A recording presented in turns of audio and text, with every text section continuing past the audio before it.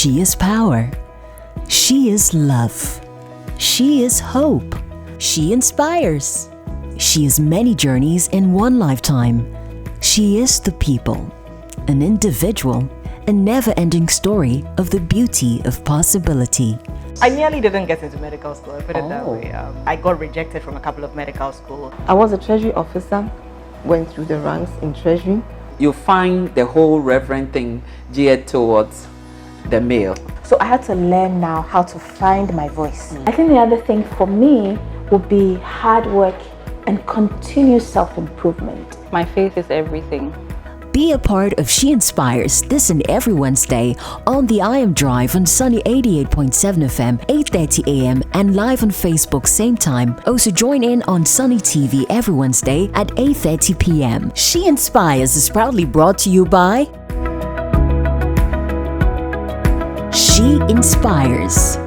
Though tagged as dumb and lazy as a young girl, Rosalin Nartey has gone on to become a successful and seasoned leader in the hospitality and tourism business in Africa and across the world. What you may not know is that she's dyslexic and started reading and writing at age 17. I'm JJD, and on today's edition of She Inspires, I'm joined by Rosalin Nartey, Country Director of Swiss Education and founder of Africa Dyslexia Organization. Stay with me.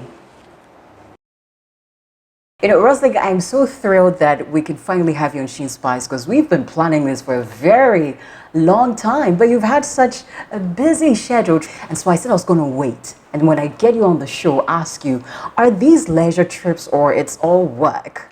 It's both leisure and business trip, but most importantly, I think the first step when we spoke was more of going for leisure. Then, of course, as a business person, you go and you still want to do some business on the side, so that's why. Let's talk about, now that you've mentioned business, because you are an emerging leader, I would say, or you are a successful leader when it comes to the hospitality and tourism industry. And I know that you've had the opportunity to be a discussion leader, also speak at various forums, both local and international platforms. What has the experience been like for you? It's been great. I mean, from a girl from my humble background, growing up in Suhum, I mean, from Aroso to Suhum. Aroso, so it's like my first time hearing. Yes, some village around Asimfosu area, and then you move to Suhum, and looking at my background as Akolawabon and dumb, lazy. And so to see myself today and God being so grateful to me and just taking me around the world. I haven't arrived yet. I'm just starting. But you have come pretty far. Yeah, but I'm just, sometimes I marveled, and all I say is thank you, Lord, because He's been so grateful to me. Sometimes I sit on a certain platform and I cast my mind back like even 15 years ago, and I'm like, wow. Is that how, like, the Lord can transform your life for you to be like this? Then you realize there is hope for everyone. It's interesting that you talked about your background growing up being known as dumb and lazy. For anyone watching today, I mean, they've heard me say that you are dyslexic, but at the time, you had absolutely no idea what was happening to you. Share with us a bit more about how it was growing up being called dumb. I mean, having such a tag on you and going to school all through to, was it Aroso? Aroso is Suhum. Yeah. I'm sure you came to Accra at a point. Yes. Share with us how that journey was for you. So from where I could remember, I was with my grandmother in Aroso. I was living with her alone, and I didn't like school, but also I didn't really know the reason why, because I was very young at that time. And so I remember about 5, 6 years. Yes. Okay. And one time my cousins came from Accra to spend Christmas with us. And when they came, they were beautifully dressed. They had the storybooks with them, and they were almost my age. And so these kids would be reading the book, and I would just be sitting and admiring them reading. And one of them picked on me and said, "Hey, like, you take it and read it." And that was where the reality hit me. I opened the book and I couldn't identify any word. And so I was just standing there. They are laughing, but I was so sad in me that I can't say anything at that very age. You could see the words on the page of the book. Yes, you can see some writings on the page of the book, but I couldn't identify whether it's there or is or animal, nothing. I couldn't, and it was really hard. I think I was then 8. It was very hard for me. So they spent the Christmas, they left. And when they left, something just entered me, and I'm like, you know what? If you guys don't come for me to leave this place, I'm going to torment my grandmother, and she probably will go and die. And so I did it, and my grandmother was. You tormented her? I did. How did you torment her, Rosalin? I will cause trouble. Torment the poor old woman. I'll cause troubles in town. So you go and fetch water, and they will come and call her, come and see your granddaughter fighting with somebody. I've used a bucket to hit somebody. It wasn't amazing. And I stopped going to school. I'll pick the bag, going to school, and I won't even go at all. So the teachers will come back, tell my home with grandmom. She would see that you did not go to school. No, I won't be home. I'm going to play. Okay. Okay. But if all the children were in school, who were you playing with? There was somebody who was just like you also didn't want to go to school. Yeah. Okay. So we'll go and play, and I think my grandmother got fed up. So she sent for my dad to come for me. And I thought because my dad was living in Accra, so I thought that when my dad picked me up, he's going to put me in Accra and I'm going to start school and all that. Then no, he took me rather to Suhum, to my aunt, to stay with my aunt, which is my mom, big sister. Okay. But who was mom at the time? My mom was then in Ashaman. She was in Ashaman. Yes. Dad was in Accra. Yes. They took you to Suhum to live with a mom's sister. Exactly. Okay. And I was like, I thought you guys were putting me in Accra. After all the tormenting, you brought me here to Suhum. But my aunt was a lovely woman. I mean, within a week, I realized as a child that I'm going to have a great time staying with her. I see she was a great woman. What are some of the things she may have said or done that made you feel, okay, this is a great place? I think I was being pampered, and comparing to Aroso and Suhum, I felt like I was in a better city. Okay. She used to travel a lot, so she would buy me things. I mean, I'm a kid, so you can imagine exactly. And she gave me all these things, and I was very happy. So I decided, okay, I'm going to stay with this woman. Okay. And just focus. So she enrolled me in a school.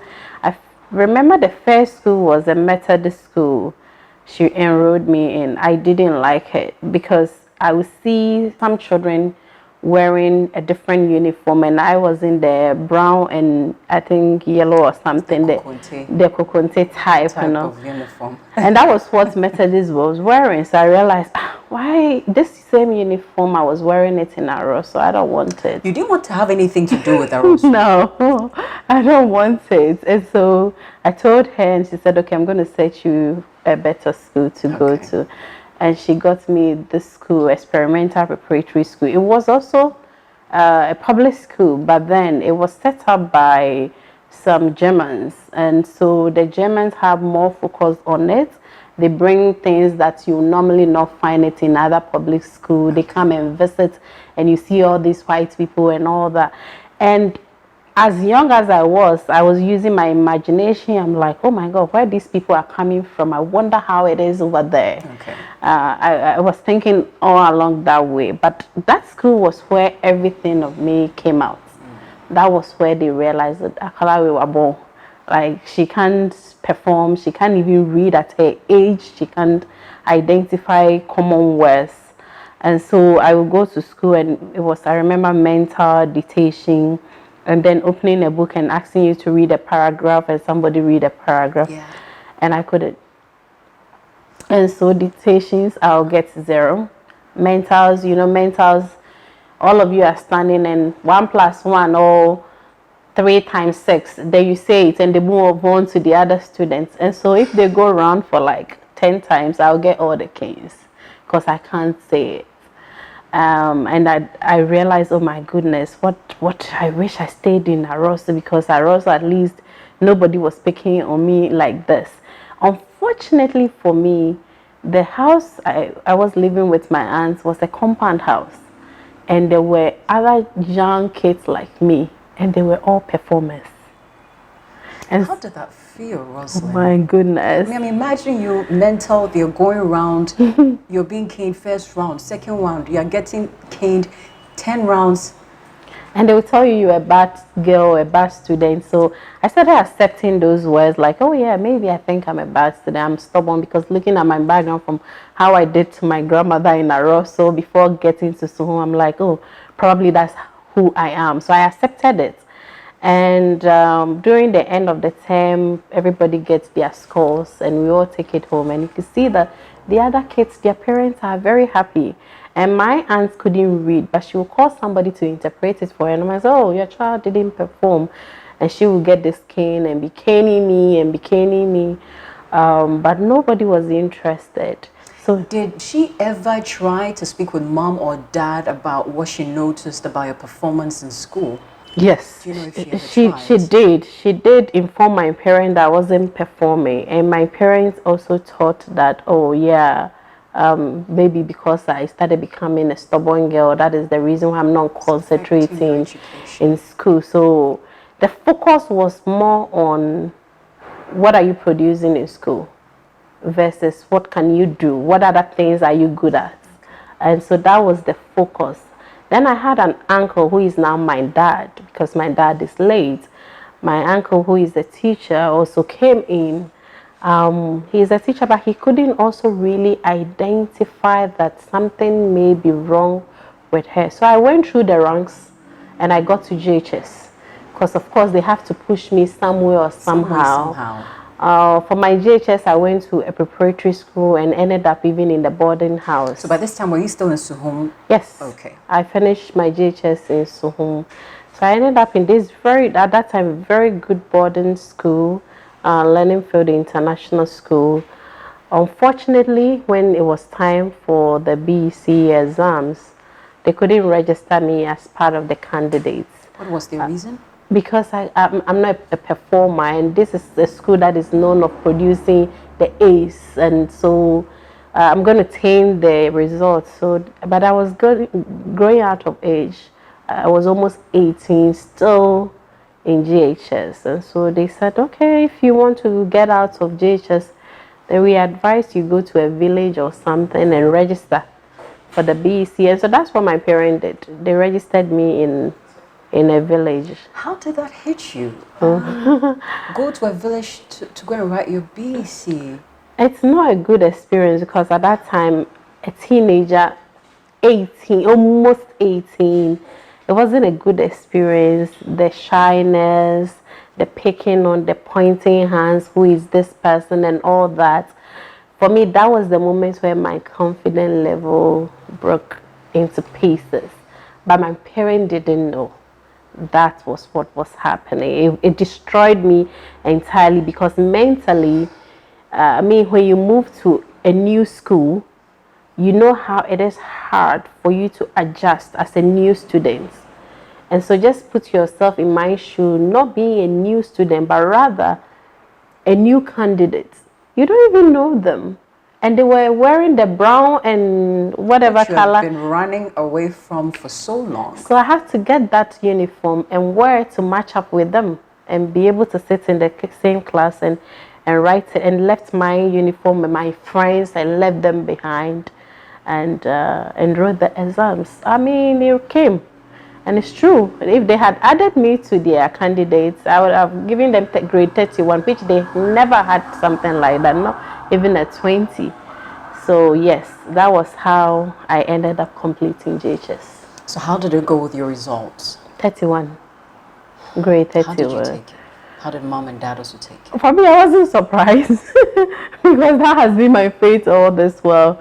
And I think some people had already predicted that is what I was going to score. So they were not really surprised by what they were suggesting. I remember the house we were in, and some of my aunt's friends were like, let her go and learn a trade, hairdressing or designing. It's not like today that fashion and hairstyling has become something that you can do it and really, but at that time, if they asked you to go to that, wasn't something you're really proud of. No. So they were suggesting those things to my parents, and I sat down one day, I'm like, I don't think I have talents in this. I'm not really interested in that.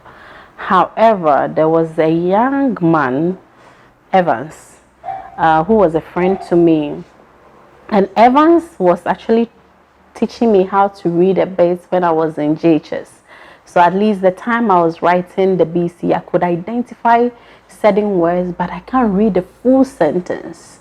And so that is the reason why my score was very low. So Evans was the one who was like, you know what, everybody's saying you do this and do that, but I think you should go into catering school, which is like today culinary school. And I was like, what?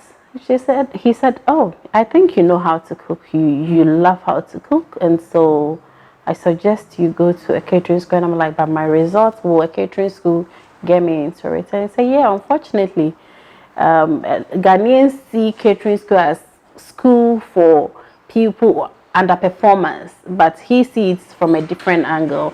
So instead of my parents probably forcing my parents to get me into a senior high school, he think I'm going to waste my time. And so I should rather go for the catering school. I said, okay, then let's do the application and see. We got everything together. Were your parents okay with you trying your hands out at a catering school? They were not. It's not because they didn't want me to do it, because catering school is expensive to go to. You're doing practicals almost every week. Mm-hmm. And so they were thinking like, are they going to waste their money, resources for them to take me to this school as well? But I told them to give me a second chance. So they did, and they took me to the school. Tell me about your first day at the catering school. And this time there was no kukunte. No. It wasn't. So tell me about your first day at the catering school. It was in Koforidua. And my uncle, who was the one who took me, and it's my dad. Now my dad, who took me to the school, was like, you know what, I'm bringing my daughter to school, but I do not have really any expectation of her. So just let her pass through this school and let her just finish. That's what he told the proprietress. And so already a new student, they've created this image in their mind that she said, don't expect much of me. That means I'm stubborn. And he added like she's stubborn, so my wedding corner home. Your credentials were given. Exactly. And he left, and I started school.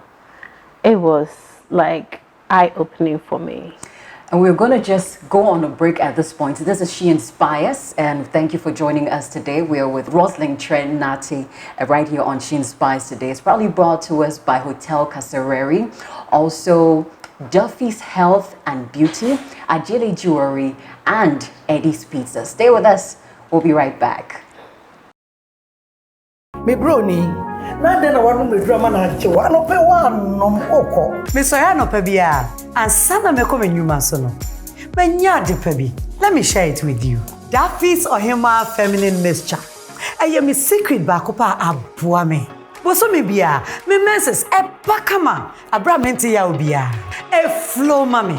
Me wo ye chi no, na me menses no e ma ye. Me sha ase no Duffy's Ohima Feminine Mixture no. Bankasa with no pain. So Duffy's Ohima Feminine Mixture. The best yes you.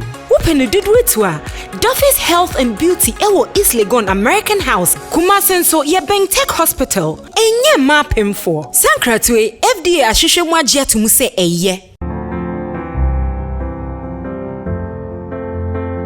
Elegance, comfort, pristine, relaxing. Welcome to Hotel Kasareri, located in the heart of East Legon, Accra. Perfect home away from home. With incomparable attention to detail, we have mastered the unique culture of Ghanaian hospitality.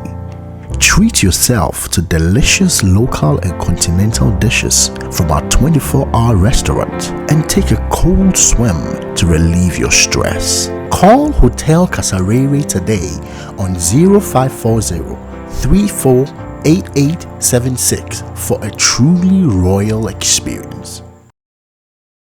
Welcome back to today's edition of She Inspires. Our guest for today is Rosalin Nartey. She's the country director for Swiss Education. So Rosalin, just before we went on the break, you were talking about how starting school at this catering institution became an eye-opener for you. Tell us more about that. So at that time, I didn't know that I had something called dyslexia, which today I know. But why it was eye-opening for me is the catering school was practical, hands-on, and so I could do what the teacher is teaching me with my hands. I could actually taste it. So you'd say banana as a word, and I could actually see banana and even taste it. And that is where my mind started kind of opening up. And everybody was surprised because with what my dad have informed them versus the Rosalin in school is different. So I became very studious. I was interested in what I was doing. And so the first term or semester ended and my dad came to pick me up. The proprietors called him and said, I want to see you. So we went inside and said, is this the same daughter you referred as you do not have any expectation of? He said, yes. Why? This is her results. Look at her. She's almost beating the class up. Wow. And my uncle was like, are you sure it's you? I'm not mistaking her to be somebody else. He says, no, you can't mistake anybody. You are doing, she's working hard. This is her results. And for me, it was like that was the first time in my life where I'm hearing praise versus you are lazy, you are this down. Time you were how old? This will be like 19. Yes. And you talked about how your self-esteem and confidence was broken into pieces when you had to go to the village to write your BC. Would you say by this time your self-confidence has started growing? Oh yes. More in yourself. Oh yes. Greater self-esteem and all. Oh yes. Oh yes. And you know, I started picking up even skills where my other mates could come to me for me to explain things to them. And the catering school wasn't just like only practicals. We had theory as part of it, so you still have to read. But for me, it made it so easy because I was dealing with theory versus practicals. So I was matching what I was doing versus what the teacher is saying is in the book. And that was how I managed to start picking the words very fluently. I mean, to date, I still struggle. I'm not a perfect reader. I make terrible mistakes. But that was where the tone started for me. And so when we went home, I just said to myself, these words is going to stay with me forever. I'm going to do very well when I come back to school. So 3 years in the school, you know, I was the class rep from the first year till the day I finished school. I picked up a lot of leadership roles. I became a peer educator for Ghana Red Cross. I was picking up so many things, and that was when my confidence started developing. One thing people watching should know is even though my confidence has developed over the years and I've been almost all around the world, no, my confidence is still staying. I still find it hard to sometimes accept the fact that I'm good at what I do. I have to pinch myself even when I'm about to speak because the words you're not good, you dump, and all those words still plays to me till date. And it's so worrying. That is where we have to be careful of the words we say to children. Because it stay with you forever, and I'm still living with mine. Rosalin, though you've had to battle with these voices, you have come so far. I mean, catering school was how many years? 3 years. And then from then on, I know there was a point you went to study in Switzerland, but in between that time, was there anything going on? or right from catering school was when Switzerland came through? No. Fill in that blank for me. So right from catering school, before finishing catering school, I had the opportunity to have my internship in some good hotels, and my first place was Fiesta Royal Hotel. It was then Crystal Royal, so years back. And how I even got into Crystal Royal was also because of my confidence level. I was a second year student. The position was for final year students. Nobody went, and I took a faith and went.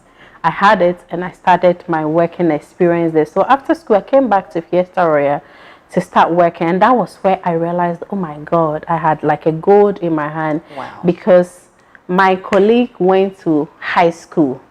I went to a catering school. They have finished. They are sitting at home waiting for their results to go to university. I'm already working. And you were making some good money. And I was making money. How did that feel? It was good. It was very good for me. It was very good for me. And I was grateful.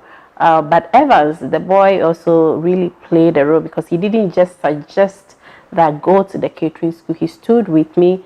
My first CV, he developed it for me. He helped me on how to answer interview questions, even though the interview didn't come on. So he was like a mentor. You're still friends still today? Oh, we're still friends still today. Friends. Yeah, I can go away with him. So tell me, at which point did schooling in Switzerland come in for you? This was after I had finished bachelor's year. So you did your bachelor's year in this country. Where? At Gimpa. Okay. And for Gimpa... Did you fund your education yourself? My parents supported. So at Gimpa, before Gimpa, I had worked in different places, in even air cargo, which is aviation. But it got to a point where Evans was like, you know what, you can go as high as you want, but there will be a point where they will ask you for certificate. So you need to go back to school. And I was like, but I don't have SS certificate. But at that time, I was like 25, almost 26. And he said, you can go and sit for exams as a matured student, and I think you can do it. So Gimpa had a program called COME, and I went for that program. I wrote it and I passed. Wow. And that's how I got myself into... To do your bachelor's. Yeah, what course did you read? Hospitality management. Yeah, I needed to stay in the same field where I'm familiar with.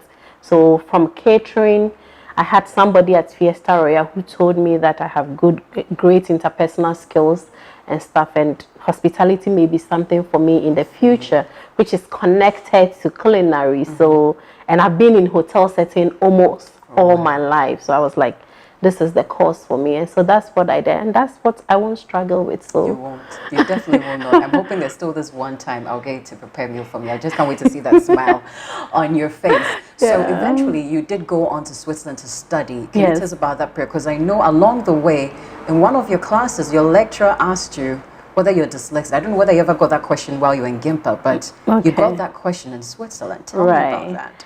So after Gimpa, I worked a little bit, and then I was like, I need to have my master's.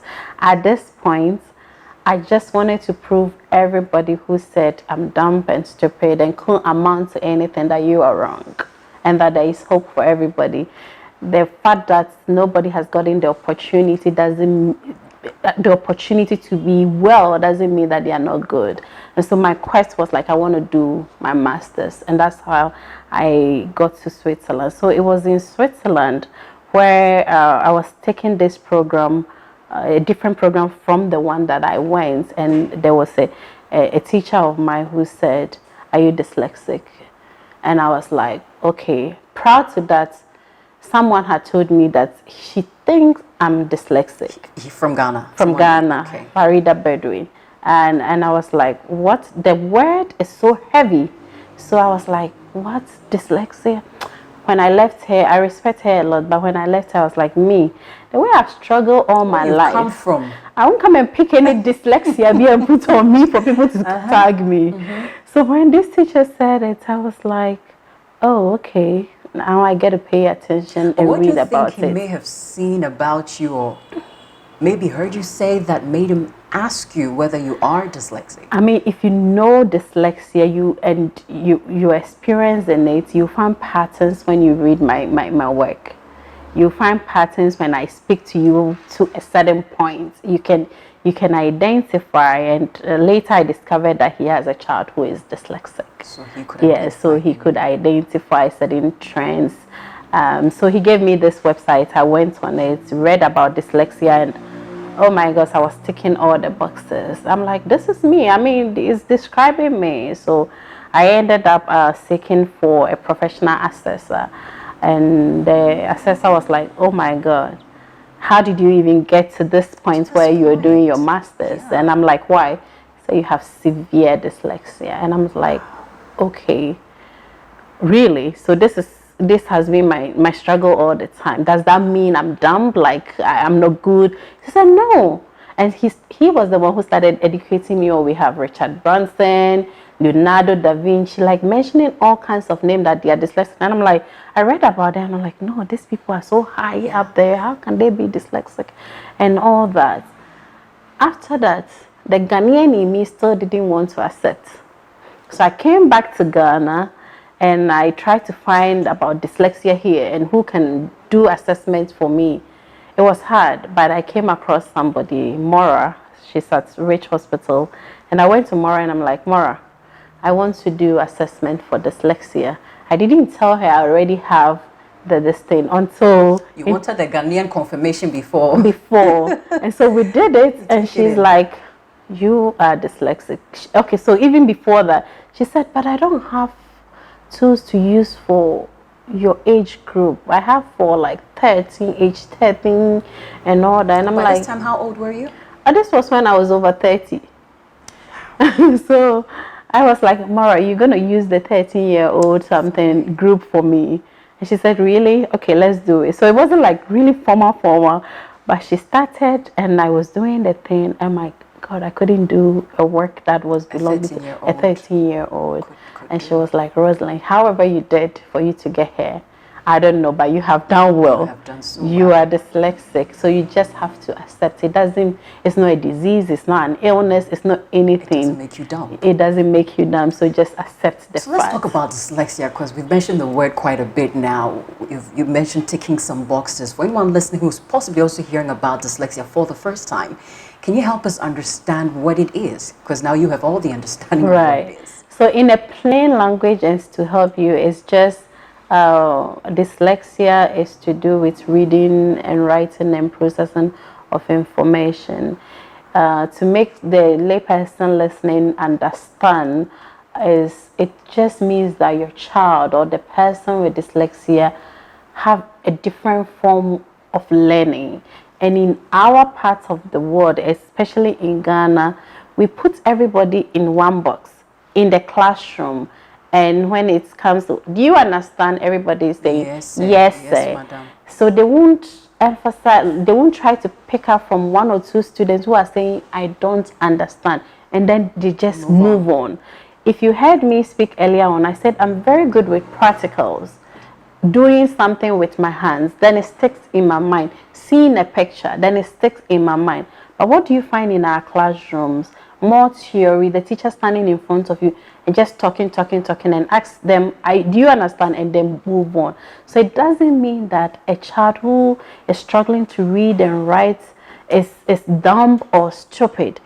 I have to also explain that not everybody who is struggling to read and write is dyslexic. Okay. You have to have assessment done. It could probably be that the child who is... I had a case recently where the parent was like, I think my child is dyslexic. And I said, okay, let's have assessment. We had the assessment and we rather realized that the child had issue with the eye. So when he's sitting, he can't really see the board very well. So whatever the teacher is teaching them, it's not getting to the child. So in this case, the child is not dyslexic. And when they started giving, they gave him the attention and gave him the sight to see, well, the child is fine. as you're speaking, you kind of took me back to my university days, studying maths, and I'm being told to imagine X, Y, and Z in space. I could not imagine. I still can't even imagine X, Y, and Z in space right now. Let's talk about, you founded the Africa Dyslexia Organization.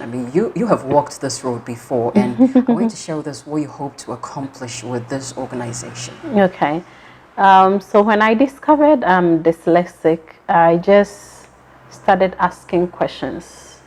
And my questions were straight to teachers. Okay. So I will go to the Ministry of Education and the Regional Education Office in Ghana and just go and stand there. And I know most of the people that come in there are teachers. So I'll ask, are you a teacher? Where do you teach? They will mention it. And I was like, do you know about dyslexia? And of course, we have other learning difficulties, dyscalculia, dysgraphia, and all that, dyspraxia. So I would ask them the question, and I realized you can ask, like, if you take 10 people, probably none of them know about it. So I was like, oh my goodness. And I called my dad and I spoke to my dad and I said, Dad, do you know about dyslexia? My dad is one of the cool teachers ever Ghana had. And so I asked him, I said, dyslexia? No. So it's a learning difficulty. And he said, some years ago, he was teaching at St. Paul. So some white guy came and he did mention something like that, but really he didn't pay attention to it. So I said, Dad, do you know I'm dyslexic? And he said, what? I said, it's a learning difficulty. It just means that you guys should have used a different method in teaching me. And for my dad saying no, I was like, then every teacher in Ghana don't know about dyslexia. Because my dad is very thoughtful. So that was the quest I had, and I started Africa Dyslexia Organization. And the aim is just to create advocacy, awareness on dyslexia, and also give support to people with dyslexia. I'm not a professional, but I'm looking at one day having a study in it to be able to correct especially children, difficulty in learning difficulties. But for now, what I can do is to advocate about it, for people to know, to create awareness about it, for ministries of education in Africa to change their approaches on certain things they are doing. And so even though the organization is very young, we've come a bit far. In Ghana here, we've been able to have a conversation with the Ministry of Education to really look at the inclusive education policy we have. So I had opportunity on being on the committee to review the inclusive education policy, where we realized that yes, it is there, but the emphasis was also placed on students with physical disabilities, but not students with hidden disabilities like dyslexia. And so now emphasis are being placed on them, and I'm hoping resources will be available from the government to these ministries, where they will be able to put in a lot of resources for people to benefit. As you speak, I just smile because I'm hearing your story. I'm looking how far you've come. You are an inspiration, Rosalin. Thank you. And our time is up, and I wish we could go on and on. But before I let you go, you have been through so much. You're constantly talking about fighting voices in your head. What are the top 3 lessons you've learned along in life that you'd like to share on SheInspires today?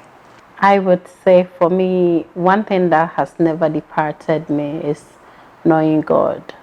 I know somebody is somewhere out there who is God, and He's out there for me. So I would just say that aspect gave me hope all the time. And also I became a dreamer. So dream high and also work, but also avail yourself to serve people, because I think I picked up a lot of qualities and got connected to some great people who influenced my life as to where I am today, that if I hadn't done it, it wouldn't have come into being. So avail yourself to serve people, dream high, get to know the Lord. And I feel, there are so many things that is added to it, but these 3 things are very key. And I think I will add one more. One more is be trustworthy. Let your integrity work for you. And if that works, people will recommend you wherever you are. Let your integrity work for you. This has been another great edition of SheInspires, another inspiring woman for today, Rosalin Nartey, who's the country director for Swiss education. I trust that you have picked some great insights here and there, whether as a parent, as a teacher, as an individual. I believe there's something in there that we've learned today on She Inspires. Rosalin, thank you so much for honoring our invitation. Thank you so much for having me. And safe trip on your next travel, because I definitely know there's going to be another travel pretty soon, I guess. So yeah, thank you for having me. I appreciate it a lot. Thank you all for joining us on today's edition of She Inspires. I'm JJD. I want to say a big thank you to all of our sponsors who make it happen each and every week for us. Hotel Kyere, Duffy's Health and Beauty. If you need skincare products, you need feminine products, you want to speak to Duffy's Health and Beauty. Hotel Kyere is right in East Legon. Serene, wonderful place. You want to just have a place to chill out. They have great rooms as well. Also, Abigail Jewelry provides me with my earrings, my accessories. Also want to say a big thank you to Eddie's Pizza. And also want to say thank you to Sarah Band for my lovely outfit. I totally love it, Sarah Band. Thank you to all these sponsors for helping us bring you She Inspires every week. I'm JJD. Thank you for joining us. Catch you next week. Bye-bye.